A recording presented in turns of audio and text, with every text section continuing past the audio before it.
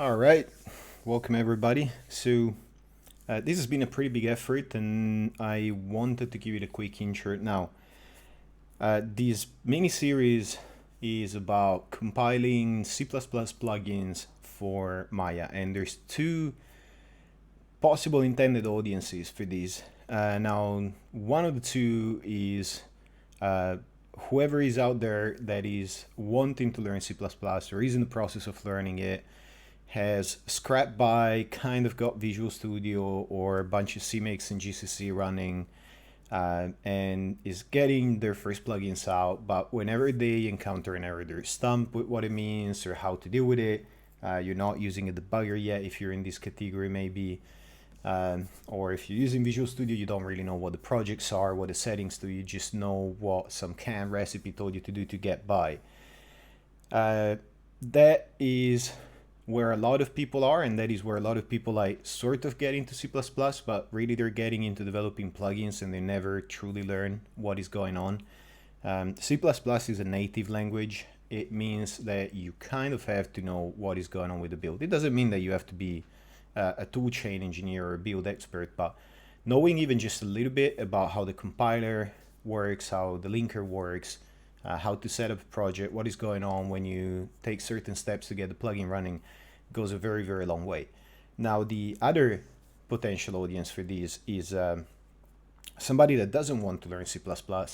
Maybe you know a little bit of scripting, you're comfortable editing text files, you understand loops and replacing variables and stuff like that, but you don't really intend to begin writing high-performance plugins or Maya nodes or OpenGL shaders or whatever. Now, if you're in that category, there's a wealth of plugins out there that are worth looking at, certainly nodes, but you might not know how to compile them. It might seem, overwhelming. It actually doesn't take that much to build a plugin. You do, if you want to be able to troubleshoot your way through the one or two hurdles that might come in your way, there's not a lot that you need to know. And what you need to know is basically the same as for the first category. So in short, this is what this video is about. It's not a video about C++, it's a video about what it takes to actually build native code into native applications or native libraries. Now, my concern with these is I wanted to actually get more people closer to C++ and native, but it ended up being quite a bit of work, and it ends up being quite a bit of content.